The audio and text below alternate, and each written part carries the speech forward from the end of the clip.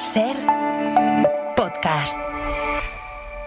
Estás escuchando El Abierto de Hoy por Hoy. Cada día analizamos las noticias más relevantes de la actualidad, las claves políticas, económicas y sociales, con las voces de los protagonistas y los distintos puntos de vista de nuestros tertulianos.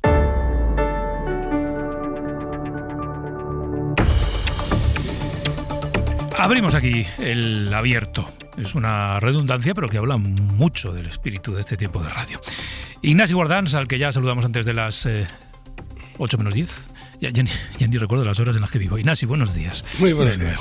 Mariola Urrea. Mariola, ¿qué tal? Muy buenos días. Muy bien, bueno, ¿qué tal? Buenos días. Y enseguida saludaremos a Josep Martí Blanca, a quien sumamos este verano como una de las voces que va a aportar análisis y reflexión en el tiempo del Abierto. Él es periodista, analista político en La Vanguardia y en El Confidencial. Enseguida le saludamos. Pero antes, quiero conversar al menos unos minutos con Santos Navarro. Él es presidente de la comarca de Cinco Villas, en la provincia de Zaragoza. Señor Navarro, muy buenos días. Hola, buenos días. Gracias por atendernos. Le hemos llamado o le hemos pedido que nos atienda para que nos cuente cómo está evolucionando ese incendio que en las últimas horas ha obligado al desalojo de cuatro pueblos, de 4 núcleos poblados. Cientos de personas, algunas de ellas han pasado la noche en Ejea de los Caballeros. Ahora le pregunto por los desalojados, pero antes el incendio. Señor Navarro, ¿cómo evoluciona? Bueno, pues de momento el incendio no está perimetrado. Sí que es verdad que la noche ha sido mejor de lo esperado porque ha cambiado el viento a cierzo y la mañanada ha sido un poco más fresca y eso va a ayudar a que ahora cuando empiecen los aéreos, bueno, que han empezado ya, puedan atacar el fuego mejor que ayer a última hora porque era imposible controlarlo de la calor que hacía. Y bueno, lo que más preocupa, por supuesto, son las poblaciones. Ahora se va a atacar el frente norte, que es donde está Malpica, que se ha desalojado esta noche a las 2:30 de la mañana. Y un Castillo, estamos en prealerta. No hay que alertar a los vecinos, pero sí que hay que estar un poco preparados por si acaso, porque podría ser que si la mañana avanza en negativo, que se vuelve bochorno y hace mucho más calor, que subir la temperatura, pues igual habría que evacuar, sobre todo la residencia y bueno, y los vecinos también. Un Castillo de todos los municipios sería el más grande de los desalojados. Exacto, se ha desalojado Orez, Sasín, Malpica de Arba, Luesia y un Castillo sería el más grande, exactamente. Y luego, como sabemos, ahora estamos en la época estival y por suerte los pueblos pues nos irán de gente en esta época estival y hay más gente de lo normal, que si fuese en febrero, pues evidentemente estamos menos. Claro, ¿cuánta gente ha pasado la noche en ese polideportivo de Ejea de los Caballeros? Pues en el polideportivo habrán pasado la noche unas 80 personas, luego en el albergue otras 20 o 30, pero hay que decir que mucha gente se ha ido de los pueblos, pero pues se ha ido a casa de familiares cercanos, de Gea, Ostrada o algún pueblo alrededor, o incluso a sus primeras residencias, porque había gente, por ejemplo, en Luesia que estaban en su segunda residencia y han vuelto a Zaragoza, Pamplona, en fin, diferentes sitios. Entonces, no están todos acogidos porque tenían otros sitios para ir. Claro. Señor Navarro, descríbanos cómo es, para quien no la conozca, la comarca de las Cinco Villas, la zona en la que se declaró el fuego. Bueno, pues la comarca de Cinco Villas, sobre todo esa zona, es una zona de mucho monte bajo y zonas de pinares, mucho rastrojo, mucho cultivo de cereal, de secano, y bueno, pues ya hasta estas fechas estaba todo cosechado, o prácticamente, bueno, se estaba cosechando también, no quedaba, y esto es un polvorín. La verdad que las temperaturas han sido muy elevadas, por más de que el tema agrícola, me gusta siempre puntualizarlo, son los primeros que acuden, los primeros que están a pie de cañón son los agricultores, aunque sí que es verdad que hay un porcentaje de los incendios forestales a nivel nacional que es por maquinaria agrícola, pero un porcentaje bajo, que eso me gusta decirlo. Y bueno, pues la zona de la comarca de Cinco Villas es una comarca es muy turística, viene mucha gente sobre todo a hacer senderismo por esa zona, hacemos carreras de montaña, mucho tipo de turismo deportivo que se suele hacer, y en esta época del año pues la verdad que hay movimientos de gente, sobre todo los fines de semana, ahora de cada ya a partir de mitad de julio y agosto, y bueno, pues preocupa mucho por supuesto los pueblos, a ver qué pasa hoy, si se puede quedar controlado el incendio, por lo menos, ya no digo apagado, pero ya que no fuera más, porque hay preocupación. Claro, hasta donde sabemos o usted sabe, en esos 4 pueblos, en esos 4 núcleos de población no ha habido daños, el fuego no les ha alcanzado. Bueno, pues no ha habido daños, pero sí ha habido. O sea, no ha habido daños muy renovables, pero sí que, sobre todo en Asín ha estado el fuego muy cerca de las casas. Una parte de alguna era que llamamos por aquí algún corralico alrededor del pueblo sí que ha sufrido daños, y la residencia concretamente, que esos pueblos tienen residencia de ancianos, que la evacuamos rápidamente a principio de la tarde de ayer, pues llegó muy cerca. La verdad que allí los efectivos de bomberos de Diputación Provincial y la UME, que ha estado trabajando también toda la noche, pues bueno, la verdad que corrieron momentos en fin, luego lo contaban a última hora en el puesto avanzado, y la verdad que pasaron miedo porque estuvo la cosa muy complicada, pero bueno, lo pudieron controlar y no se quemó ninguna vivienda ni pasó a mayores. O sea que hubo riesgo real, ¿no? Incluso para la gente, si no se hubiese desalojado. Sí. Hubo riesgo real, de hecho los vídeos se corren por las redes sociales y se han hecho virales, y porque sí que hubo riesgo real, sobre todo en Asín, en Orestá bien, pero donde más en Asín. Bueno, pues Antón Navarro, de presidente de la comarca de Cinco Villas, vamos a estar pendientes de la evolución de ese fuego, y si hay cualquier novedad, pues la contaremos en la antena de la SER. Muchas gracias y muy buenos días. Muchas gracias a vosotros. Gracias. La situación que se vive ahora mismo en esa comarca de la provincia de Zaragoza, comarca de las Cinco Villas, donde tuvieron ayer que desalojar esos 4 pueblos, uno de ellos, de Asín, especialmente amenazado por las llamas, y en la que no se descarta, de momento no se ha decidido, hay que ver cómo evoluciona el fuego, pero no se descarta que se pueda acordar el desalojo de todo o una parte o algunas zonas de un castillo, que ya es un municipio que tiene un tamaño un poco mayor. Creo que ya podemos saludar a Josep Martí Blanc, les decía, es periodista, es analista político en La Vanguardia y en El Confidencial.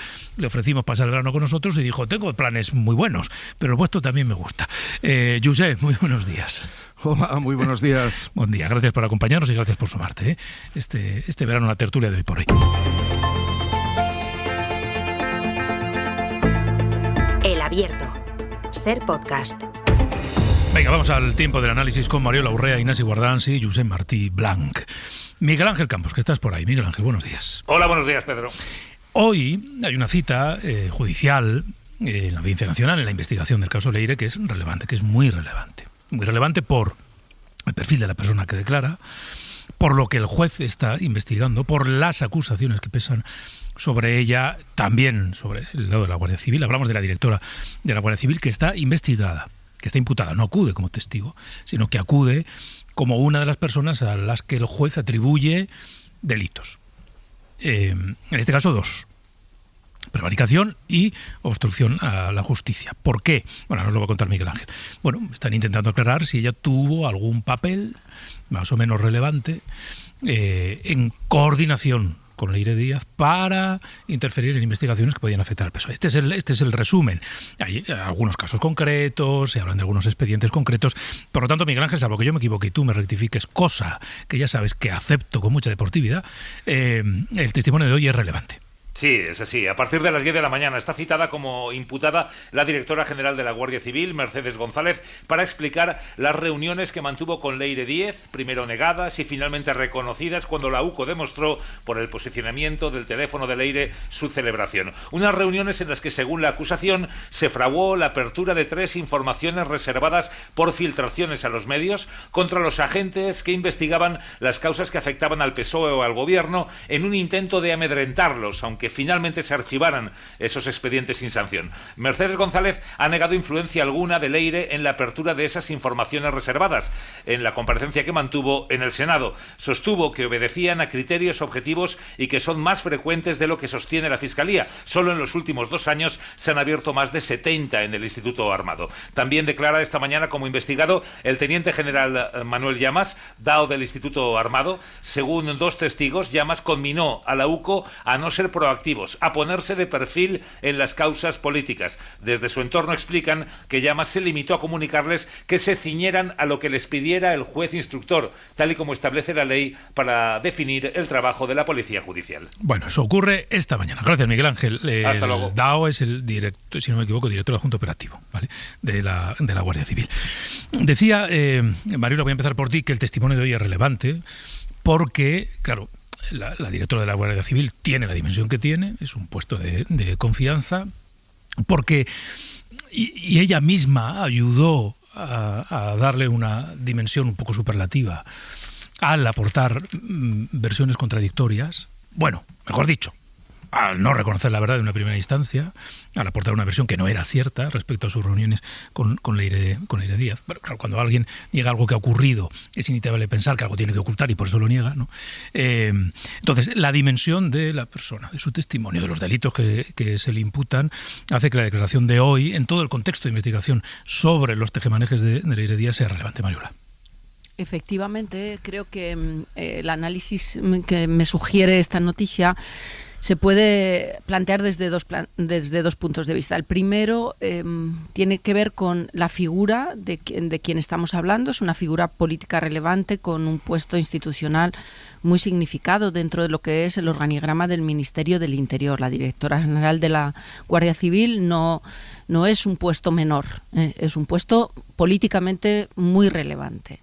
Y la pregunta es, ¿puede permanecer en activo alguien que ocupa ese puesto y que está inmersa en un proceso, en condición de investigada, en un proceso como el que estamos comentando? Y es razonable que este debate exista socialmente, es razonable que este debate nos lo planteemos. De hecho, hace ya muchos años que nos planteábamos cuál era el momento en el que un cargo político debe renunciar a sus responsabilidades para atender la mejor defensa de sus pretensiones. Y en este caso, la directora general apela a su inocencia. Y ese debate vuelve a estar abierto. Hace unos años decidimos que la imputación era el momento para renunciar al cargo. Hoy esto está en discusión. ¿Y por qué? Y voy aquí a la segunda de los puntos de vista, la segunda derivada que me merece este análisis. Es si lo que está ocurriendo en el campo judicial, que no deja de suscitar alguna duda y bastante desconfianza en sectores importantes de la sociedad, no altera este juicio en términos de cuál es el momento pertinente para que alguien que asume una responsabilidad política y se ve inmerso en un proceso judicial renuncie a sus responsabilidades. Lo que quiero señalar es que no hay respuestas firmes a esta pregunta y el tiempo, el momento, el contexto hace que podamos dar respuestas distintas, no diré en función de la circunstancia, en función de lo que el consenso social señale. Hace 10 años lo teníamos claro, desde luego en el momento en el que uno está imputado tiene que renunciar, porque aunque no esté alterada tu condición de presunción de inocencia, es evidente que esta situación dificulta el buen desempeño de tu responsabilidad política. Hoy, el contexto de duda que generan algunos procesos extravagantes en el ámbito judicial ha hecho que la sociedad tenga respuestas a esta cuestión distintas. Y yo creo que hoy la noticia tiene que ver con este debate. Es interesante, voy con Josep y con Ignasi, es interesante esto que dices, Mariola, porque una cosa es que existiera el consenso de que el momento de la imputación debía desencadenar la asunción de responsabilidades. Otra cosa es que en este país los imputados dimitieran, que tampoco es que el consenso se pusiera en práctica con cierta alegría. Josep. A mí me parece que hay que introducir otra variable en el análisis, porque más allá del interés del propio acusado, está la gobernanza de la propia institución que representa. Y, por tanto, hay que añadir preguntas. Y una de ellas es si se puede dirigir la Guardia Civil con todas las asociaciones de guardias civiles en contra, con un ambiente en el cuerpo de aislamiento de la Dirección General y del DAO, y con el resto de miembros de la Guardia Civil pues en una posición, digamos, como mínimo de duda razonable alrededor de sus jefes. Yo creo que esto es importante porque no solo hay que valorar el interés de quien está acusado.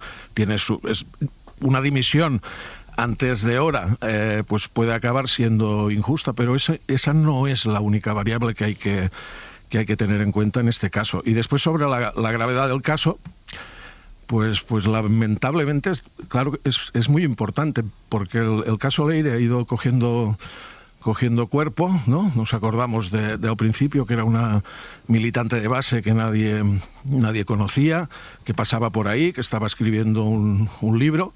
Ahora sabemos muchas cosas más, y una de las que sabemos es que hay indicios razonables también para pensar que estamos en un escenario que los españoles conocemos bien, que es el intento de utilizar cosas que son sagradas para la salud democrática de un país, como son las fuerzas y cuerpos de seguridad del Estado, en beneficio personal y partidista. No digo que sea culpable, pero que las acusaciones son de la máxima gravedad y el análisis es un poquitín más complejo. Ignacio. Sí, ahora voy contigo, Mariola. Ignacio. Sí. Yo veo esto de una forma bastante distinta, o sea que vamos a estar animados esta mañana. Porque no veo esto bastante distinto sobre el fondo y sobre el debate que planteaba Mariola, ¿no? En primer lugar, ¿qué es una imputación? ¿Qué es una imputación? O sea, ¿de qué estamos hablando? Porque ahora ya no se llama imputación, se ha investigado. Es algo tan sencillo como atribuir de forma preliminar una serie de hechos que, en caso de que fueran ciertos y fueran probados, pues podrían llevar a una condena, y que entonces a la persona a quien se le atribuyen ya no puede declarar de forma neutra como si fuera un testigo, porque todo lo que diga puede ser utilizado en su contra. Y por tanto se le protege a esa persona. Y se le otorgan una serie de derechos que el testigo no tiene cuando se le pregunta. Y por tanto, cuando alguien es llamado a declarar como investigado, lo que se hace es protegerle de forma que tiene que venir acompañado de abogado y no está obligado a responder. De eso estamos hablando. Y por tanto, el atribuir a alguien la condición de imputado, dicen los medios de comunicación, investigado, dice la ley, porque el concepto de imputado, insisto, ya no es un concepto procesal como tal, es una protección constitucional que se le ofrece a una persona, o que se le impone a una persona, bueno, es libre escogerlo, cuando hay unos indicios posibles, o cuando el juez cree que hay unos indicios de que puede haber un delito.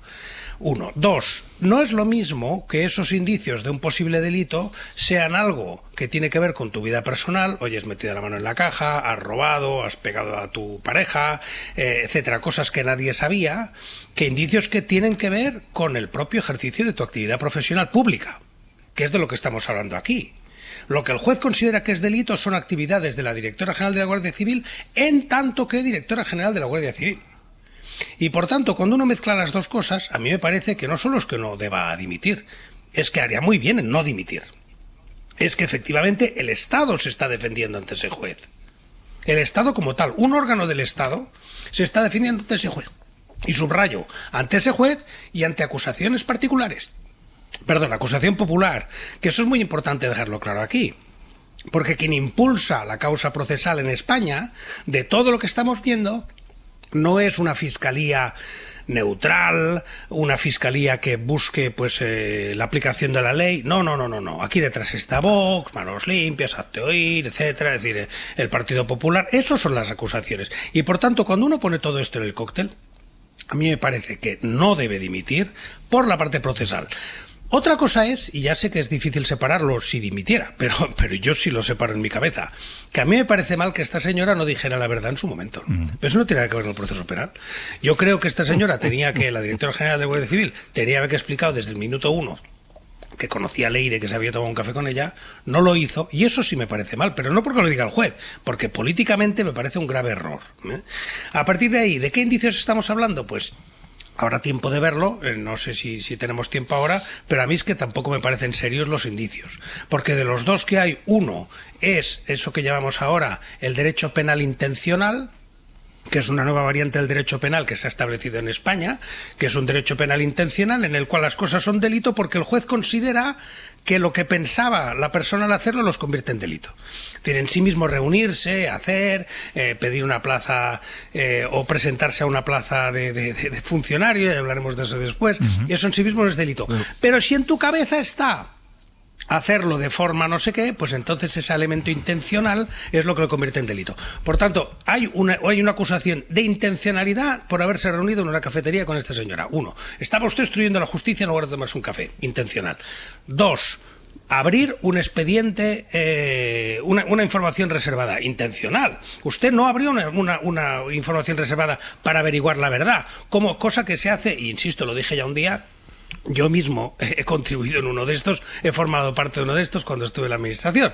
Es igual, no entraré en detalles, pero efectivamente sé muy bien lo que es una información reservada. Pero lo que dice el juez es, no, usted abre una información reservada no para lo que decía que era la información reservada, sino para hacer otra cosa, delito intencional. Oiga, pues en los dos casos creo que hay muy poca base para esto, ya lo dirá. Pero, espera, hay un elemento, Mariola y luego Josep. Sí, Mariola. Sí, hay un elemento que planteaba Josep que me parece interesante aclarar.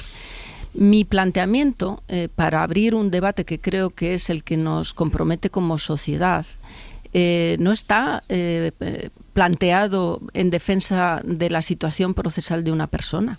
Está planteado en clave de qué es lo mejor para la democracia.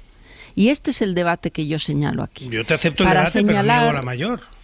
No, déjame, Ignasi, que acabe, que le estaba contestando a Josep. Aquí el debate, en términos de calidad democrática, es cuándo es pertinente que alguien que asume responsabilidades políticas y se ve inmerso en un proceso judicial dimita en la mejor defensa de la gobernanza democrática. Y aquí yo señalo que la respuesta no es unívoca. La respuesta depende. ¿Depende de qué? Depende de que por ejemplo, depende de que la confianza en el Poder Judicial esté intacta. Y la pregunta es, ¿está hoy la confianza en las actuaciones del Poder Judicial intacta? Yo creo que no. Y esto enlaza con los argumentos que apunta Ignasi, porque eso altera la respuesta. Y más, diré, se puede defender la renuncia política de la directora general y a la vez evidenciar que no podemos obviar puntos ciegos en el debate, ni podemos aproximarnos a lo que está ocurriendo en este país con ingenuidad, ni podemos creer que sentencias de 300 páginas pretenden argumentar jurídicamente lo que son cuestiones que no tienen un pase jurídico. Entonces, con todos estos ingredientes, que cada oyente se formule esta pregunta: ¿cómo hoy se defiende mejor la gobernanza democrática? ¿Con un análisis ingenuo de la situación, como si aquí todo el mundo no tuviera mácula? ¿O advirtiendo que están ocurriendo cosas que permiten quebrar la confianza en algunas instituciones? A ver, Josep. Bueno, pues llevando según qué razonamientos al extremo, podemos cerrar la barraca y dejar de conversar sobre las cuestiones públicas, porque dices, bueno, pues la confianza en la justicia está intacta. No, naturalmente que no, pero es que en la política lo está.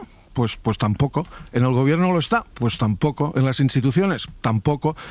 Y aquí todo el mundo hace cada día esfuerzos para que esa degradación de la confianza no vaya menos, sino que vaya más. Entonces, el otro argumento que se ha citado, en este caso Ignasi, dices, pues bueno, si la cosa es que lo que hace uno en el ejercicio de su cargo en cierto modo lo ha de blindar, porque quien se acaba defendiendo después en una imputación es el propio Estado, pues eso nos llevaría a un escenario en el que nadie debería dimitir jamás. Es decir, imagino un ministro en cualquier gobierno, pongamos por caso de Fomento, que haga una adjudicación irregular.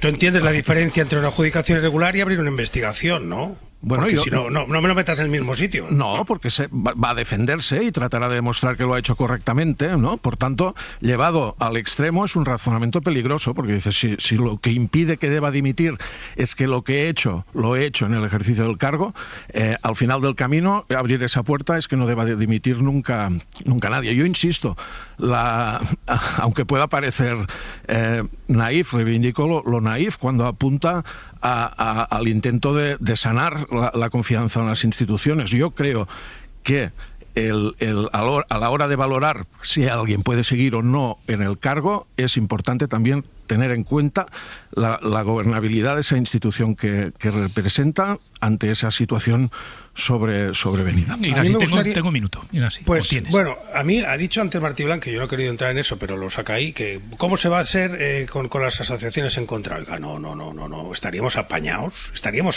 si hay que dimitir, porque las asociaciones de tu gremio se te ponen en contra. Muchas veces tienen intereses políticos propios, en este caso está claro, y hay unos intereses corporativos graves en la Guardia Civil en este momento. Yo quiero recordar que la imputación de esta señora se basa en que hay un coronel de la Guardia Civil que dijo que le incomodaba ser investigado porque sospechó, porque nunca lo habían investigado antes. Y eso es lo que está ahí, en el auto judicial. En el auto judicial está que cómo se le ocurre a esta señora investigar. Que a mí me recuerda aquella película de Algunos hombres buenos. O sea, hay generales de la Guardia Civil que están como ese general de Algunos hombres buenos diciendo: yo estoy aquí defendiendo la plaza, ¿y quién es usted, en ese personaje del abogado que interpreta Tom Cruise, para poner en cuestión la tarea nobilísima que estoy haciendo yo? Y eso es lo que estamos escuchando de generales de la Guardia Civil en este momento, que dicen: ¿cómo se le ocurre a usted investigar? Y por tanto, efectivamente, a mí lo que digan las asociaciones de la Guardia Civil, algunas o todas, me parece muy respetable, pero en absoluto puede ser el fundamento para que dimita el responsable político, jurídico, legítimo, democrático de esa institución. Y los coroneles lo que tienen que hacer de vez en cuando es cuadrarse, aprender a cuadrarse. Y es un buen momento para recordar esa frase. Bueno, y esa expresión. Hacemos un alto en el camino, que luego vamos a seguir hablando de esto, no os preocupéis, que además queremos hacer queremos tomar la temperatura a ese plan de 15 medidas contra la corrupción, que tienen que ver con todo lo que estamos comentando esta mañana, que se anunció hace un año y que se han ido aplicando poco a poco. Y vamos a hablar con alguien, por cierto, que forma parte de una de esas medidas que sí se puso en marcha. Bueno, ahora les contamos.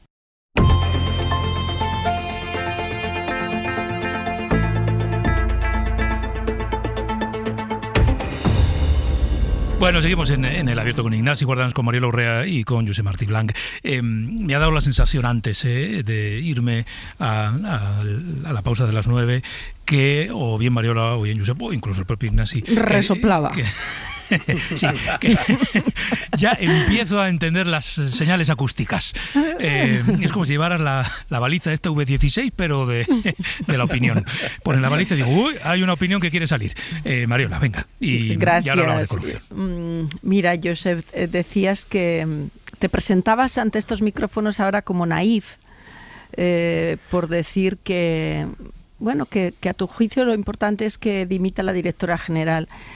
Porque claro, no puede gobernar, ¿no? Vienes a decir, porque está con todas las asociaciones de la Guardia Civil en contra. Eso es la aproximación menos naif de lo que llevamos de tertulia.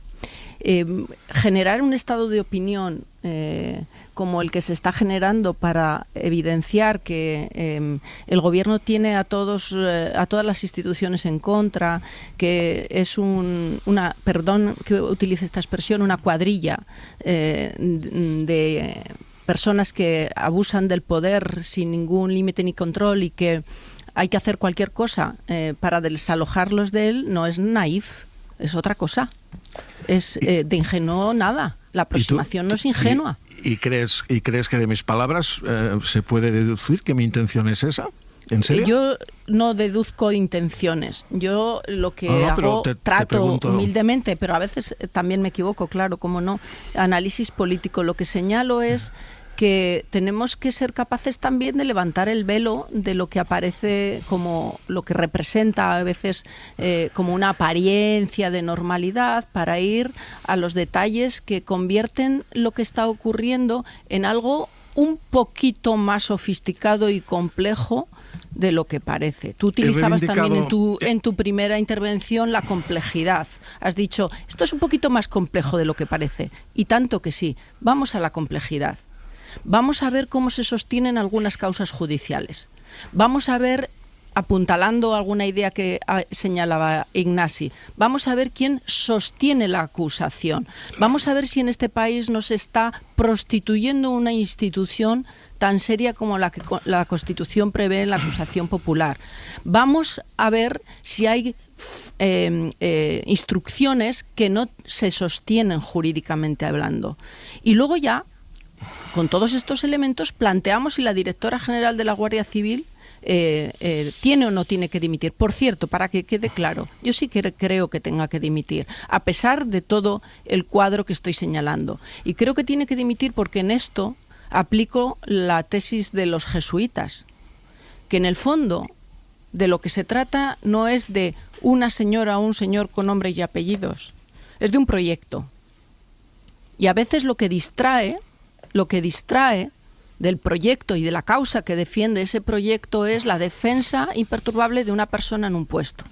Aquí de lo que se trata es de otra cosa, es de defender un proyecto. Josep. No, he reivindicado lo naif porque en tu intervención previa indicabas o señalabas que había análisis inocentes porque no tenían en cuenta todo el cuadro. A mí ver el cuadro general me parece muy interesante. Y en ese cuadro general hay una lucha de narrativas y de informaciones y de hechos en el que, desde mi punto de vista, inocentes hay pocos, no en el sentido penal, en el sentido de que busca cada uno impulsando ciertas narrativas. Creo que en la actualidad, obligados todos a comportarnos cada día como prácticamente especialistas en derecho, cada caso merece un análisis independiente, separado de los otros, porque efectivamente hay unos que son más sólidos que otros. Y que destapar o quitarte ciertos velos implica eso, intentar sacarte todos los velos y todas las vendas.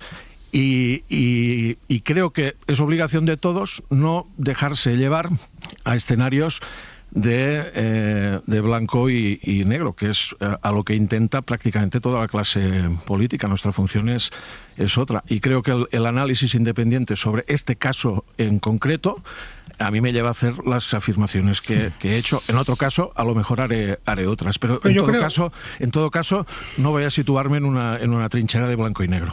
No, yo creo que estamos... O sea, que sobre los principios podemos estar todos de acuerdo. Otra cosa es cómo los aplicamos. O sea, yo estoy de acuerdo con vosotros dos en cuanto a los principios. Que este caso hay que analizarlo por sí mismo, sí.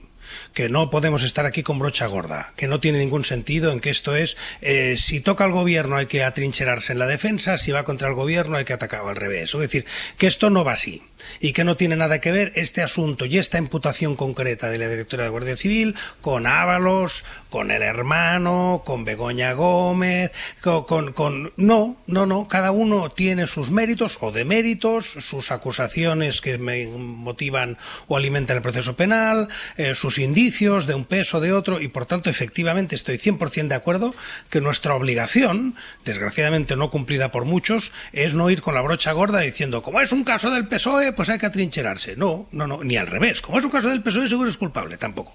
Dicho eso, y la parte que decía María, pues que efectivamente sí, puede estar en juego, en la medida en que es directora general de una institución nada menos como la Guardia Civil, puede estar en juego la responsabilidad del Estado. Los dos principios los acepto 100%. Lo que ocurre es que yo los interpreto o los aplico de una forma distinta. Efectivamente, en este caso concreto, no veo el más mínimo indicio penal para justificar o para criticar ni siquiera la actuación penalmente de esta señora. Yo no veo ninguno. O sea, lo voy a decir de otra manera. Aunque fuera cierto el 100% de lo que se le imputa, yo seguiría aplaudiendo a esta señora en lo penal. Quiero decir, aplaudiendo, o al menos no procesando, no persiguiendo, aunque fuera cierto, que eso es la diferencia. Cuando dices, no sé qué, un proceso irregular, bueno, en ese caso estaríamos en que tendría que probar que no es irregular. No, es que yo no veo ninguna irregularidad en ninguno de los hechos que han fundamentado esta imputación. Ninguna. Y por tanto creo en ese sentido que no tiene ningún sentido que ella dimita por la imputación. Y que no solo no está en juego la reputación de la Guardia Civil, lo que está en juego es la reputación de ese juez. Está en juego la reputación del sistema judicial español. Y lo que está en cuestión en este momento y en defensa en este momento es la actuación del proceso penal, la instrumentalización del proceso penal y, lo has dicho, la expresión es tuya, la prostitución de la acción popular, que lo repito hasta la saciedad, es de la acusación popular. Es un invento que solo existe en España y en Andorra, que nos lo copió. Mucho respeto al sistema judicial de Andorra, pero no hay otro. No hay otro. La defensa de la legalidad penal la tiene la Fiscalía. La tiene la Fiscalía en todo el mundo democrático, excepto en España, que se ha puesto en manos de Vox. Y tiene situaciones como la que hemos visto en Extremadura, donde el presidente del tribunal, entendido como órgano, no del colegio de magistrados que dictó la sentencia, pero sí el presidente de la Audiencia de Badajoz, se saca fotitos con la acusación particular, con la acusación popular, perdonad. Se saca una foto con Abascal, que es quien dirige la acusación popular de Vox, porque es el presidente de la institución. Y por tanto, estamos en una situación aberrante, toda ella aberrante. Y no se puede hacer un juicio aquí sin tener en cuenta esta situación. dejadme que pare un momentito. Y a la vuelta hacemos ese balance de las medidas anunciadas hace un año por Pedro Sánchez, ese plan 15 medidas contra la corrupción, anunciadas en un momento en el que había estallado un poco antes, unas semanas antes, el caso de Santos Cerdán, que es otro de los que está abierto y también en investigación. En ese contexto, en ese momento, digamos, delicado para el Gobierno y para el PSOE, se anunciaron esas medidas a las que ahora les queremos tomar el pulso. Y vamos a conversar también con la persona que preside la Autoridad Independiente de Protección al Informante, que es uno de los elementos que formaban parte de ese plan, que es una autoridad a la que quien tenga información o datos sobre una conducta ilegal o un caso de corrupción o supuesta o presunta o posible corrupción, puede acudir a denunciar y a pedir protección incluso.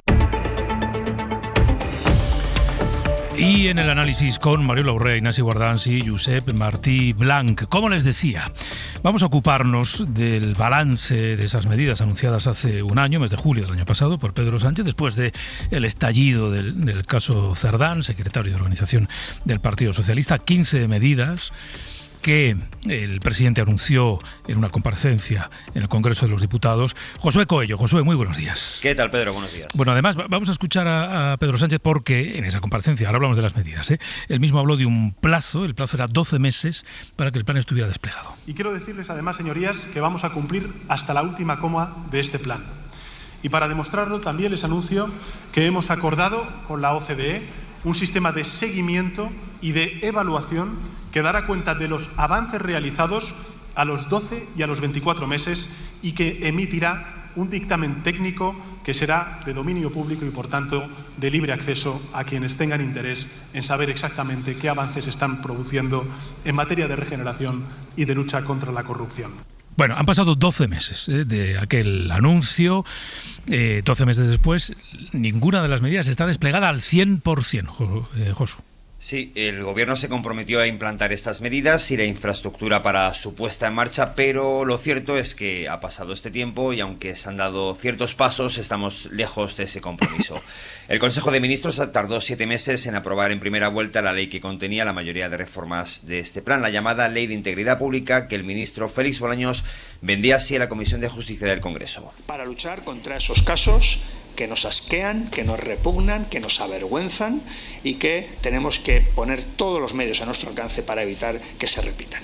Pues bien, ya hemos trabajado, y vamos a enviar pronto a esta Cámara el proyecto de Ley de Integridad Pública. Vamos a ir al detalle del plan. Pedro. Del plan que está por implementar. Quedan todavía cosas, ¿no? Esto es lo que anunció el ministro Bolaños en la comparecencia en aquella comisión. Bueno, luego, ¿cómo se fueron completando las medidas y qué cosas están pendientes, Josu? Sí, no se ha puesto en marcha todavía la llamada Agencia Independiente de Integridad Pública, que aunaría a varios organismos en la lucha contra la corrupción. Tampoco la extensión de los mapas de riesgo para identificar y prevenir peligros en contrataciones, licencias o subvenciones públicas. Tampoco el control de la financiación de los partidos políticos, que rebajaba de 25.000 a 2.500 euros el importe de las donaciones individuales. Tampoco la ley de administración abierta con controles aleatorios sobre el patrimonio de altos cargos. Y tampoco un viejo anhelo, la ley de lobbies, que no termina de cuajar. Tampoco se ha puesto en marcha la reforma del Código Penal para endurecer las sanciones a empresas corruptoras. Bueno, no te pregunto por lo que sí se ha desplegado, pero en todo caso mencionabas esa ley de integridad pública, escuchábamos antes al ministro. Como todas las leyes, Josu, el trámite rápido no será. No, va a ser un trámite rápido porque, por ejemplo, hablábamos antes de esa agencia de autoridad independiente, es una exigencia europea que, como decías, desde 2019 Bruselas exigía poner en marcha y lo está desde el año pasado. Recibe denuncias por corrupción a través de un canal seguro, realiza comprobaciones y, si procede, remite a la Fiscalía los expedientes manteniendo el anonimato del denunciante. En lo que va de este año, esta autoridad ha dado protección a 30 personas, han abierto 15 expedientes a organismos públicos y empresas privadas y se han impuesto sanciones cercanas a los 600.000 euros, en concreto a una empresa por perseguir a un denunciante. Una sanción que, por cierto, Pedro, ha sido recurrida. Quiero que saludemos a Manuel Villoria. Él es catedrático de Ciencia Política en la Universidad Rey Juan Carlos, es presidente de esta Autoridad Independiente de Protección al Informante. Señor Villoria, muy buenos días. Hola, buenos días. Los datos son estos que nos contaba Josu, 30 informantes protegidos. ¿Cuántas denuncias han recibido, así en términos más o menos absolutos? Bueno, para empezar, muchas gracias por invitarme. Tenemos aproximadamente ya 800 informaciones y de ellas pues unos 36% más o menos son del sector privado y el resto pues de las administraciones públicas. Sí. ¿Qué debe ocurrir? ¿Qué tipo de información o qué perfil tiene que tener alguien para que acabe bajo su protección? Bueno, esencialmente tiene que tener una relación laboral o profesional con la empresa u organización donde se ha producido el hecho que denuncia, ¿no? Eso es fundamental. Luego que tiene que denunciar o bien un delito, o bien una infracción grave o muy grave administrativa. Entonces, bueno, si se dan esas circunstancias, pues nosotros ya iniciamos todo el proceso de investigación y si nos pide protección, pues podemos darle el certificado de protección. Ahora hay unas 30 personas que tienen ese certificado. Sí, 35 yo creo que ahora 35. Cada día va cambiando, ya, pero claro. Aproximadamente 35, sí. ¿Y representan más al sector privado o al ámbito público? Sí, esencialmente ahora mismo yo creo que estamos en torno al 40% del sector privado, 60% del sector público, más o menos. ¿Qué ocurre cuando alguien obtiene esa condición de protegido, si se me permite ese término? Sí, bueno, esencialmente la protección que le da la ley, y la ley española es verdad que tiene algunos defectos, pero si la comparas con otros países, pues nosotros creo que la ley es bastante completa, ¿no? Tiene el canal externo, tiene el sistema de protección, tiene el sistema de sanciones, algo que en otros países todavía no se ha implementado de la misma forma, ¿no?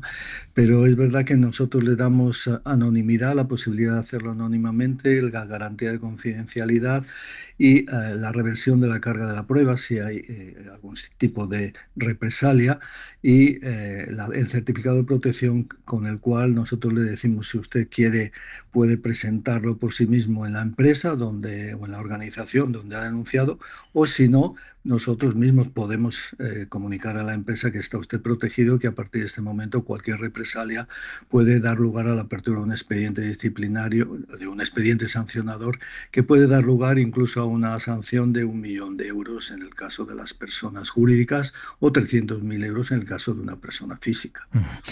Mencionaba usted como 800 denuncias aproximadamente, 35 personas, aunque es un dato que fluctúa, que están protegidos como informantes, y creo que José, nuestro compañero, hablaba de 15 expedientes abiertos. ¿Qué significa la figura del expediente abierto? Entiendo que puede haber 800 denuncias, pero que luego se sustancien o que ustedes vean que efectivamente hay materia, pues claro, no son las 800, y se abrirá expedientes en los casos que sean más claros. Sí, claro. Hay que explicar bien que nuestra labor fundamental es hacer una especie de triaje. Nos llega la información, hacemos un primer análisis de verosimilitud. Si vemos que hay datos que tenemos que confirmar, pasamos a la fase de instrucción. En esa fase de instrucción podemos estar hasta 3 meses. Al final, ¿qué es lo que hacemos? O bien remitimos a la Fiscalía o al órgano competente por la materia, ¿no? Nosotros no entramos ya más allá, esperamos y exigimos que los órganos administrativos desarrollen ya las investigaciones pertinentes en el ámbito de la seguridad aérea, de la competencia o de lo que sea, ¿no?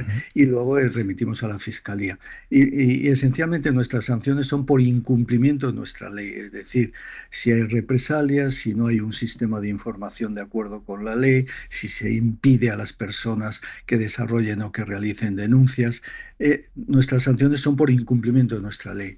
Las otras infracciones que nos llegan, nosotros las remitimos a los órganos competentes tras el análisis de verosimilitud correspondiente. ¿Han acudido ya alguna vez a la Fiscalía? Sí, bastantes veces. Sí, tenemos una relación espléndida con la Fiscalía que nos está apoyando en todo momento, igual que nos está apoyando la Guardia Civil y también tengo que decir que el propio Ministerio pues nos ha apoyado desde el principio para poder poner en marcha esto que ha surgido, que es un órgano ex novo completamente, de cero, ¿no? Entonces en un año montarlo es complicado. Claro, no le quiero preguntar por casos concretos, pero simplemente porque los oyentes entiendan la utilidad de esta autoridad. Algunos de estos casos, denuncias, expedientes o investigaciones que ustedes han abierto y que han llevado a la Fiscalía, ¿han terminado en casos judiciales visibles? Sí, hay alguno que ya está en marcha, sí, hay alguno que está en marcha y hay algún caso en la Fiscalía que se está investigando, claro. Entiendo, normalmente es verdad que los casos más gordos llegan directamente a la Fiscalía Anticorrupción, ¿no? Lo normal es que los casos más gordos los recoja la Fiscalía Anticorrupción ya directamente. Claro. Ahí tenemos un problema y es que las personas que se dirigen directamente a la Fiscalía o al Poder Judicial, al órgano judicial correspondiente, no tienen protección y eso es algo que tenemos que cambiar. Solo tienen protección si vienen a través del canal interno de la empresa o de la organización o del canal externo.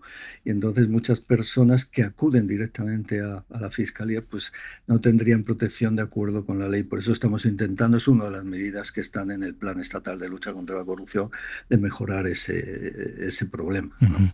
El nombre de la autoridad que usted preside es Autoridad Independiente de Protección al Informante. Me quedo con el término independiente. ¿Es efectivamente independiente o ha notado o recibido usted algún tipo de presión, no sé, de algún ámbito público o privado? No, la verdad es que no hemos recibido ninguna presión, lo tengo que decir clarísimamente. El Ministerio jamás me ha presionado en absoluto. Yo me siento independiente. Yo creo que las personas que me conocen saben que vengo del mundo de la academia, pero también de la lucha anticorrupción, porque he sido cofundador de Transparencia Internacional y llevo luchando en este tema muchos años, ¿no? Y no he tenido ninguna presión. El Ministerio sí es verdad que he dependido mucho del Ministerio para la configuración de la organización, desde los recursos humanos, desde el presupuesto, desde la tecnología, la ciberseguridad, todo eso me lo ha tenido que dar el Ministerio, pero poco a poco me ha obligado ya el propio Ministerio a independizarme y a organizarme por mí mismo a una velocidad verdaderamente increíble, con lo cual tengo que decir que realmente que me siento independiente, no he recibido presiones por el momento y estoy seguro que podré desarrollar mi labor con independencia y si no, pues tendría que denunciarlo, como no. ¿Y con medios suficientes? ¿Presupuesto y personas? Siempre los medios son muy mejorables, pero es verdad que poco a poco vamos configurando una organización que ahora tiene 17 personas. Es verdad que si uno compara, por ejemplo, con la administración, con el órgano que tiene solo Cataluña, que tiene más de 40 personas, pues diríamos que estamos todavía empezando, pero yo creo que poco a poco vamos a ir consiguiendo gente y ampliando el presupuesto. Ha mencionado el caso de Cataluña. ¿Hay coordinación entre los diferentes ámbitos más o menos similares, las diferentes ventanillas que existen? Sí, la verdad es que tenemos unas relaciones muy buenas, tanto con las 8 que existen por el momento, 2 que vienen ya, una en Asturias y otra en Euskadi, que van a surgir muy próximamente, y con las 10 que existen, pues tenemos unas relaciones muy buenas. Tenemos un problema importante, que hay 7 comunidades que no han creado todavía su autoridad, y si no crean la autoridad tienen que firmar un convenio con nosotros, pero tampoco han firmado el convenio, con lo cual tenemos ahí un problema, que hay una parte de España donde no se está aplicando la ley ni la directiva, y esa es para mí mi principal fuente de preocupación, y espero que poco a poco firmemos convenio con las 7 comunidades autónomas que por ahora no han creado su institución, o que la creen ellos cuanto antes. ¿Y por qué cree que ocurre eso? Porque entiendo que usted habrá tenido algún tipo de interlocución con esas comunidades autónomas. No sé si es desinterés, falta de convicción o no creen que este sistema sea realmente útil. Yo espero que sea simple y llanamente problemas burocráticos, de cuál es el coste que entienden que pueden y deben pagar, pero bueno, vamos a intentar con todas ellas hacer el máximo esfuerzo de cooperación, de diálogo, para que se firmen cuanto antes y todas las personas en España se sientan protegidas. ¿Usted cree que la autoridad que usted preside, si hay un cambio de gobierno, seguirá existiendo tal cual? Bueno, ya veremos. Yo espero que sí, porque es una directiva europea. La Unión Europea ya ha habido un caso en Eslovaquia en el cual se ha intentado eliminar la institución. La Unión Europea ha reaccionado rápidamente y al final el propio Tribunal Constitucional eslovaco ha parado el proceso, y yo creo que, como todo en este ámbito, la Unión Europea es clave y cada vez es más clave en la lucha contra la corrupción. Hay una directiva ya europea para luchar contra la corrupción. Tenemos esta directiva que para proteger whistleblowers. Europa está ahí presente y yo creo que va a ser fundamental para evitar que haya retrocesos importantes en esta materia. Le quiero preguntar por Aldama. Bueno, no por Aldama exactamente, sino por lo que supone el caso de Aldama. Los oyentes ya lo saben, fue condenado, pero sin embargo se le eximió de entrar en prisión como una manera de agradecer o premiar la colaboración con la justicia, de incentivar la colaboración con la justicia. ¿Cree usted, dos cosas, que la sociedad lo entiende? Y segundo, que efectivamente ese trato puede derivar en, no sé, mayor afán de colaboración en quienes tengan noticias de corrupción. Bueno, que la sociedad lo entienda parece que no está claro, ¿no? Y en ese sentido no ha habido quizás la pedagogía adecuada. Y segundo, pues, bueno, como hemos visto en la lucha contra la mafia, estos han sido instrumentos bastante útiles, ¿eh? Ahora, ¿hasta qué punto se llega en la atenuación o en el eximente? Pues eso ya es otro tema, ¿no? Y ahí es un debate, pero sí es verdad que este tipo de estrategias en casos de lucha contra la mafia, en lucha contra el crimen organizado, sí han dado resultados, como bien sabemos. Ahora, en este caso concreto, pues no voy a hablar porque es un caso muy específico, pero sí en conjunto. Yo creo que si se hace bien puede suponer un avance, sin lugar a dudas, porque permite a muchas personas que de otra forma callarían, pues tener incentivos para dar información relevante, ¿no? ¿Usted cree que una parte, aunque sea pequeña, de la sociedad española conoce o conocía la existencia de la autoridad independiente que usted preside?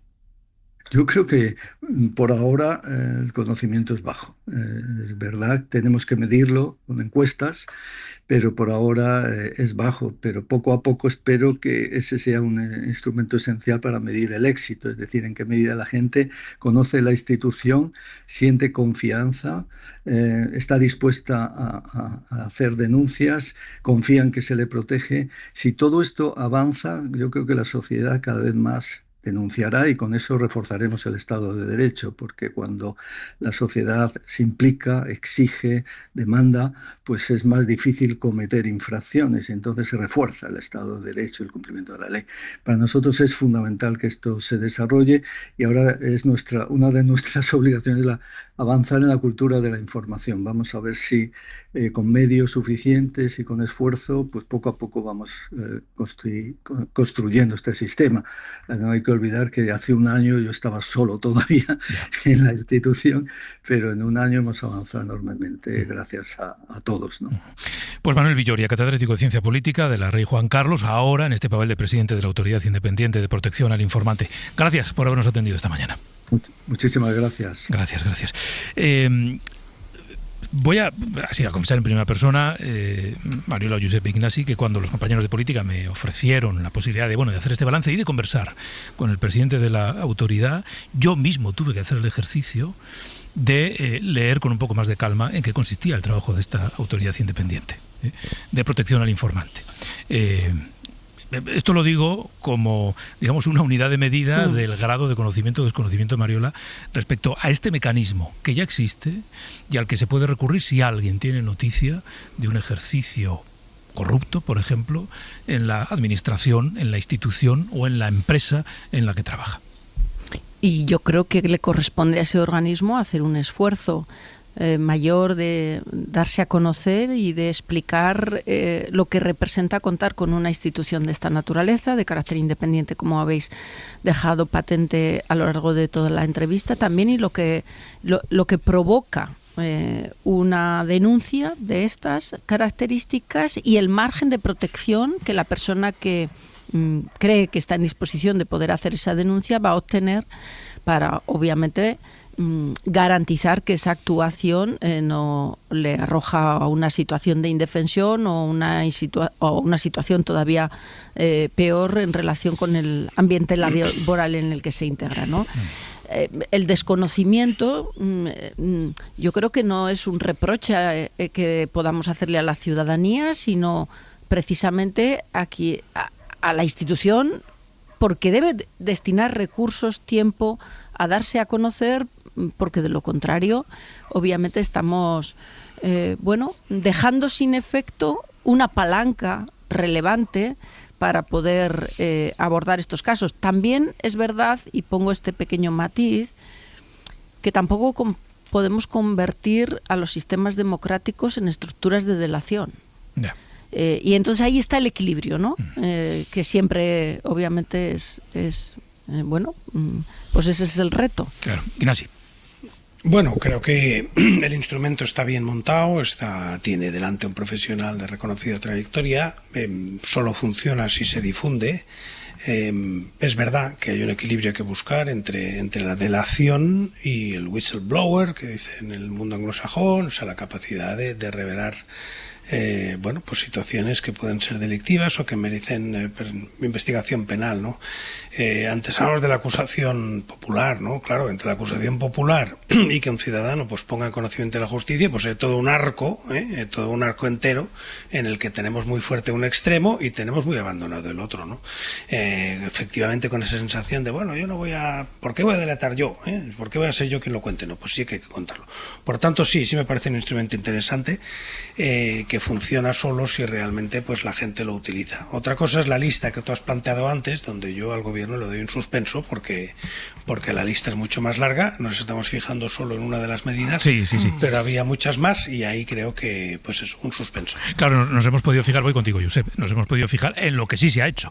En todo lo que queda por hacer, pues poco podemos hacer, salvo denunciar o señalar que de las 15 medidas que se anunciaron, la mayoría todavía no se han desplegado. Es verdad que el Consejo de Ministros tardó 7 meses respecto al anuncio de Pedro Sánchez en tomar decisiones, y claro, el gobierno puede decir, bueno, no, pero es que los 12 meses cuentan a partir de la aprobación en el Consejo de Ministros, por tanto todavía queda tiempo para desplegarlas. Pero bueno, como ha pasado un año del anuncio, queríamos hacer este balance. Josep.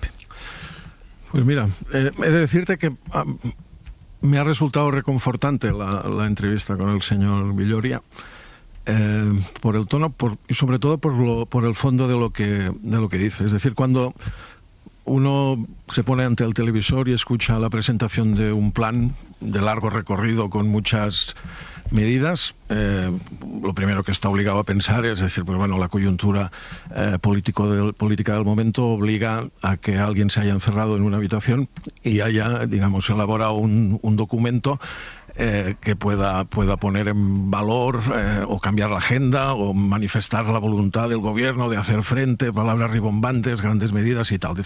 Das por descontado que muchas de esas cosas van a tener un recorrido limitado, das por descontado que algunas van a caerse porque la agenda dejará de estar ahí, pero a veces pasan cosas que son interesantes y útiles. Y creo que la creación de esta autoridad independiente es una de ellas. Es muy importante que en España haya un espacio al margen de la Fiscalía o los cuerpos y fuerzas de seguridad del Estado en el que un denunciante se pueda sentir seguro para poner una denuncia, afecte a quien afecte.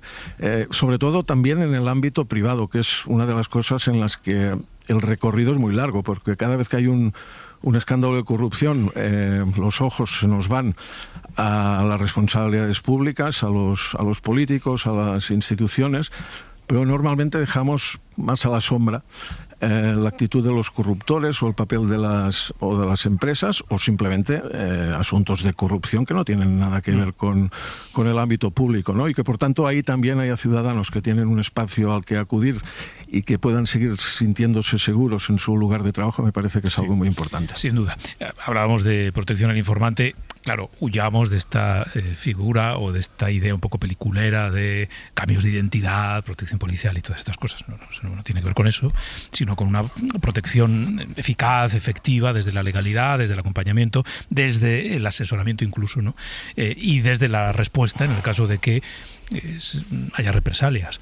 Yo le preguntaba además por si alguno de esos casos se había derivado de una investigación de la Fiscalía, porque creo que es relevante también para la sociedad saber que cuando una denuncia acude a esta autoridad independiente y tiene materia, eso luego se transforma en una investigación, porque puede ocurrir que el estado de ánimo sea de ya, pero esto no servía para nada. Pues parece que es evidente que no, que sirve, ¿no? Y que cuando hay materia se llama a la Fiscalía, y si la Fiscalía ve que hay materia, la Fiscalía investiga, ¿no? Sin saber de qué caso concreto hablamos. Bueno, como supongo que estáis nerviositos perdidos por la sentencia del Tribunal de Justicia de la Unión Europea, estáis ahí esperando a que salga. Esperando con nervios. Al turrón. Pues os voy a decir una cosa. Igual no la comentáis esta mañana, porque yo lo dejo dicho, ¿eh? Bueno, no, ahora os voy a contar. Déjame que me vaya a Bruselas. Enrique García Pozo. Hola, Enrique, buenos días. ¿Qué tal, Pedro? Buenos días. Antes de nada, por los tiempos te voy a preguntar, porque nuestro plan era que los fallos se leían a las 10 de la mañana y habíamos dicho a nuestros analistas, oye, quedaros por favor con nosotros, porque luego una vez conozcamos los fallos lo vamos a comentar. Pero igual sí. No, Enrique, igual no es a las 10 ni a las 10 y cuarto. ¿Cuándo? Por eso, por no comprometernos, suelo apostar por decir eso de a partir de las 10, ¿no? En cualquier caso, lo que nos dicen es que la hora que podemos esperar nos lleva a las 10 y cuarto de la mañana, porque son varias las sentencias que tiene que leer esta mañana el alto tribunal, y las relativas son las que nos conciernen y nos interesan a nosotros. Sería la quinta, y eso nos llevaría a las 10 y cuarto de la mañana. Eso nos dicen a esta hora desde el alto tribunal. Pero fíjate que en la radio aprendemos, hay una cosa que aprendemos en la radio mejor que en otros oficios, que es a calcular el tiempo. Vivimos de eso, muchas veces de calcular el tiempo. Ya te digo yo que si tienen que leer 4 sentencias antes de la nuestra, igual en 15 minutos no lo han hecho. Yo pienso lo mismo, pero bueno, traslado lo que nos dicen hasta ahora. Bueno, pues entonces, Ignacio y Mariola Josep, a lo mejor sí que os da tiempo a comentarlo. Hombre, solo se lee el fallo, cuidado con eso. Claro, ¿no? Ya. Solo se lee el fallo. Bueno, pero ya se sabe, entre que se abre el sobre, se saca el cartón del ganador. The winner is, claro. and the winner is. La emoción, suenan los redobles. Bueno, ya sé que solo se lee el fallo, ¿no? Si se leyera la sentencia, estamos aquí esta mañana. Entonces, igual, esto que está ocurriendo es un poco de improvisación sobre la marcha. Los oyentes están asistiendo, como yo, al cambio de planes. Entonces, igual os pedimos que os quedéis. Igual nosotros empezamos a hablar de otra cosa a las 10 de la mañana, y cuando Enrique nos diga, oye, que va, pues volvemos para allá. Pero vamos a ponernos en situación, Enrique, para que la gente sepa qué es lo que va a ocurrir cuando ocurre y nosotros lo contemos. ¿Qué es lo que tiene que decidir hoy sobre qué se pronuncia el tribunal? Sí, el alto tribunal resuelve 2 de las 4 cuestiones prejudiciales que le han trasladado los tribunales españoles sobre la aplicación y el encaje de la ley de amnistía con el derecho comunitario. Son, por tanto, 2 sentencias en respuesta a las 2 cuestiones planteadas, por un lado, por el Tribunal de Cuentas y, por otro, por la Audiencia Nacional. La primera, la Sala de Vistas del Tribunal de Luxemburgo se pronuncia sobre si la extinción de responsabilidad contable que contempla la ley de amnistía es contraria o no a la normativa comunitaria, y si el desvío de fondos públicos para organizar el procés afectó o no a los intereses económicos de la Unión Europea. La segunda es la cuestión planteada por la Audiencia Nacional. El Tribunal de Justicia de la Unión tiene que pronunciarse sobre si amnistiar a los 12 CDR procesados por terrorismo choca con la Directiva Europea sobre el Terrorismo. Es decir, si la norma es, por tanto, en este aspecto contraria al derecho comunitario en esta materia, en materia sobre terrorismo. Bueno, esto es lo que tiene que decidir. Tenemos un precedente que hace que podamos intuir, no digo que podamos presuponer, pero que podamos intuir por dónde puede ir el tribunal. Y ese precedente es la posición que dejó marcada el abogado general. Sí, la opinión del abogado general de la Unión Europea, que no es vinculante, pero que suele orientar las sentencias del tribunal, aunque no siempre, no es una regla escrita, por tanto, vamos a tomarlo con extrema cautela. Pero es verdad que para unos y otros esto allana el camino o les permite hacer una interpretación o esperar que las sentencias de esta mañana vengan a avalar la ley de amnistía. ¿Por qué? Porque el abogado general, en las conclusiones que publicó el pasado mes de noviembre, vino a avalar ampliamente la ley de amnistía. Europea, o al menos sus aspectos más fundamentales, o los que conciernen a las dos sentencias que conoceremos a eso de las 10:15 de la mañana. El abogado general sostuvo que la ley no vulnera la Directiva Europea contra el Terrorismo, que encaja, por tanto, en el derecho comunitario, y que el procés no afectó a los intereses financieros de la Unión, que el desvío de fondos no comprometió fondos comunitarios. Además, el abogado general sí se pronunció sobre los plazos de su aplicación, los 2 meses previstos, e entendió que es un plazo excesivamente corto y que puede quebrantar la exigencia de independencia judicial. Estas fueron las opiniones que publicó el abogado general el pasado mes de noviembre. Insisto, no son vinculantes, suelen orientar el contenido de las sentencias del tribunal, pero no es una regla escrita, por lo tanto, hasta que no conozcamos los dos fallos, extrema cautela. Pues vamos a esperar. Esto viene a ser como una previa de Carrusel, ¿no? Un partido empieza a las 9, Carrusel hace como una previa 2 horas antes, calentando un poco el ambiente, pues nosotros también, pero con el TJUE. ¿Quién nos lo iba a decir? ¿Y quién se lo iba a decir al Tribunal de Justicia Europeo? Pedro Jiménez, hola. ¿Qué tal? Claro, a ver, el escenario judicial en torno a la amnistía es complejo. Hay que encajar muchas piezas. Yo decía esta mañana, nuestra obligación es ser suficientemente pedagógicos para que la gente entienda, primero, la relevancia de este fallo y las consecuencias, las implicaciones que este fallo puede tener sobre aquello que está pendiente ahora en nuestro país, que se tiene que pronunciar por un lado el Supremo y por otro lado el Constitucional.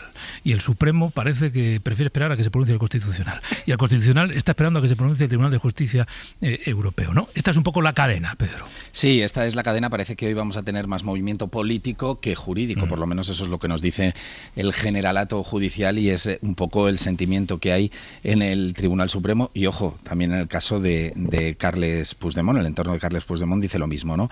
Porque de momento el Supremo mantiene la orden de búsqueda y captura nacional contra el expresidente y sigue vigente la inhabilitación de Oriol Junqueras hasta el año 2031. La sentencia europea, que previsiblemente va a avalar la ley de amnistía, no va a provocar cambios. El entorno de Puigdemont nos dice que no se plantea instar al Supremo a que levanten la medida cautelar en el caso de que ocurra lo que todo se pronostica, y además sostienen que es que este ya no es un problema suyo, es un problema del Tribunal Supremo y del Tribunal Constitucional, que son los que no han aplicado la ley del perdón. Y en el Supremo, pues un poco lo mismo, esperan la sentencia, pero tampoco creen que haya un efecto inmediato. Europa, nos dicen fuentes del Alto Tribunal, Pedro, tiene que aclarar 3 dudas. La primera, si el procés comprometió intereses financieros de la Unión Europea. La segunda, si están o no excluidas las conductas que conlleven riesgo para la vida, es decir, los casos de terrorismo, de estos CDR que nos contaba hace un minuto Enrique. Y en este punto recuerdan que la legislación europea, las directivas europeas, son muy estrictas y muy duras en materia de terrorismo, porque incluso se está calificando como terrorismo el autoadoctrinamiento, es decir, la visita de una página web de corte yihadista para aprender las claves, ¿no?, del terrorismo yihadista. Y la tercera, si se justifica la ley de amnistía y el escaso consenso que suscitó por haber sido un instrumento de pacificación. Parece que las 2 primeras van a recibir el aval europeo, pero vamos a ver la tercera. En cualquier caso, para el Supremo la clave, lo decías tú, la sentencia del Constitucional, que conoceremos ya después de verano, es la que debe corregir o no esa interpretación que hizo el Alto Tribunal del delito de malversación. Consideró que no era amnistiable, no solo por afectar a los dineros europeos, sino también porque supuso un enriquecimiento personal de los líderes independentistas, que era otra de las exclusiones de la aplicación de la ley. Según su tesis, pagaron el referéndum ilegal con dinero público y no con el dinero de su bolsillo. No recuerdo la fecha exactamente, la verdad, porque mi memoria va flaqueando, pero hace un tiempo me tocó de manera esporádica hacer un hora 25 por la noche. Y recuerdo empezar ese día diciendo, no dirán que no soy un tipo con suerte, vengo por aquí un día y me toca la amnistía. Porque había ocurrido algo, se había tomado una decisión, ese pues igual fue el posicionamiento del abogado general de la Unión Europea. Pues me vuelve a tocar este verano en el Hoy por Hoy. Guillermo Lerma, hola Guillermo, buenos días. Hola, buenos días, Pedro. Claro, en el gobierno están esperando, sí, el pronunciamiento del Tribunal de Justicia de la Unión Europea, porque, bueno, ellos esperan, confían en que sea un aval a la apuesta que hizo Sánchez en el 23 de aceptar esa amnistía, pese a que había estado un tiempo diciendo que no, que lo de la amnistía no, bueno, finalmente sí, y luego pues eso derivó, en fin, investidura, etcétera, etcétera. El gobierno está expectante. Sí, lo estuvo diciendo Pedro hasta justo antes de la celebración de las elecciones. Durante el mismo mes de julio de 2023, Sánchez renegó de esa amnistía, asegurando, lo vamos a escuchar, que no tenía encaje constitucional. El independentismo lo que pide, y lo saben ustedes, y lo saben los telespectadores, es la amnistía. Algo que desde luego este gobierno no va a aceptar y que desde luego no entra en la legislación ni en la Constitución española. Pero pasaron las elecciones, Pedro, y esa opinión cambió. El presidente del gobierno apostó por hacer esa cesión a los grupos independentistas con la voluntad, dijo, de normalizar la situación política generada en Cataluña tras el procés y, de paso, lograr el voto a favor de Junts a la investidura. Cataluña está lista para el reencuentro total.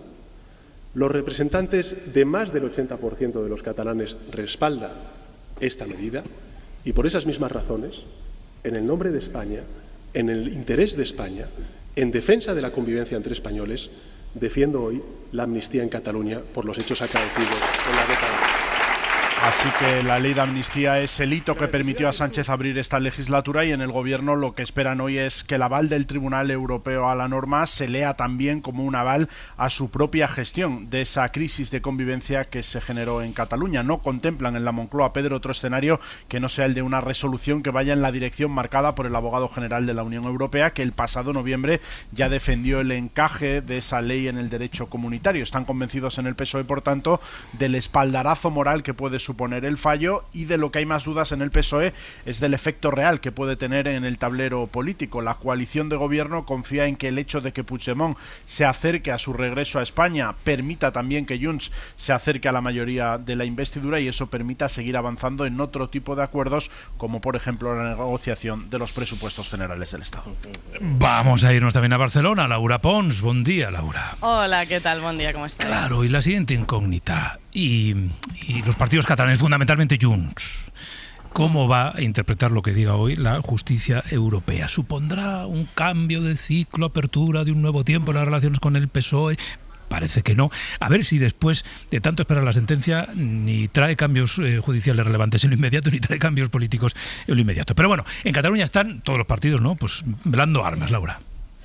Sí, a ver, Puigdemont y Junqueras son conscientes que la sentencia no tendrá consecuencias directas para ellos. El líder de Junts seguirá en Bélgica porque su orden de detención sigue vigente y Junqueras está inhabilitado hasta 2031. Sin embargo, fuentes de los dos partidos aseguran que la sentencia de hoy allana el camino, que marca un punto de inflexión que facilita las cosas para la vuelta de Puigdemont. De hecho, fuentes de Junts aseguran que ya tienen un plan para su vuelta y contemplan un tour por Cataluña. Para este escenario, sin embargo, aún faltan unos meses. Primero se tiene que pronunciar el Constitucional, lo sabéis, después el Supremo. Eso sí, el posible retorno de Puigdemont, así como la retirada de la inhabilitación por parte de Junqueras, podría remover el tablero político teniendo en cuenta el calendario electoral, ya que no es lo mismo celebrar unas generales con Puigdemont haciendo campaña desde Cataluña o desde el sur de Francia. Eso sí, el pronunciamiento del TJUE hoy no va a cambiar, como decías, la relación entre Junts y el gobierno. No habrá cambio de rumbo porque los de Puigdemont desconfían del PSOE, insisten en la vía Starmer, quieren que Sánchez se aparte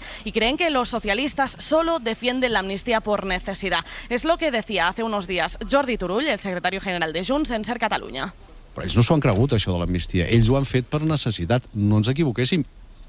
Ellos no se lo creen, lo hacen por necesidad, quien añadía Turull que ni al PP ni al PSOE les conviene la vuelta de Puigdemont. Bueno. Ay, perdón, Laura, dale, sí, que te he interrumpido. Pues no. ¿Al PP y al PSOE les interesa? Doncs jo ja no ¿Al PP y ho al sé. PSOE les interesa? Pues no lo sé, yo creo que no, porque significa otra vez sacudir el tablero político y es tener aquí a la persona que han intentado combatir durante tantos meses. Han pasado de prometer la prisión para Puigdemont a anunciar que están dispuestos a ponerle una alfombra roja cuando llegue al aeropuerto de Barcelona. Perquè arribi a l'aeroport de Barcelona. Así que, como ves, Junts se aleja del PSOE, se distancia de Sánchez porque ya está en modo de campaña electoral, y más teniendo en cuenta, Pedro, el último CEO, el último CIS catalán, que demuestra que la ultraderecha de Alianza Catalana se consolida como adversario, confirmando el sorpaso de Sílvia Orriols a Junts per Catalunya. Sí. Bueno, pues quedamos aquí, que no se mueva nadie. Todo el mundo... carrusel también pasará por aquí, por Barcelona. A ver, me lo imagino. Bueno, gracias, hoy por hoy. Y yo me echo encima y Marta está poniendo cara de ¿por qué te pones a hablar? Si no deberías hablar. Pues efectivamente, no debería hablar. Pero a veces estas cosas pasan. Hoy vamos a ir improvisando. Vamos a ser así como locos de la radio. Pues empezaremos a contar cosas del tramo de Magazine y después, pues nada, pues cuando nos avisen de que se lee la sentencia, se lee la sentencia. Ignacio y Mariola, Josep, pues quedáis, ¿no? Hombre, claro. Vale, quedaos por ahí. Este planazo no nos lo perdemos. ¿Quién te lo iba a decir a ti, no? Bueno, pues nada, vamos a seguir en Hoy por Hoy. En cuanto tengamos novedad, nos iremos a Bruselas y mientras tanto, con la normalidad. Ahora mismo, si os soy sincero, no sé qué tengo que hacer. Para no perderte ningún episodio, síguenos en la aplicación o la web de la SER, Podium Podcast o tu plataforma de audio favorita.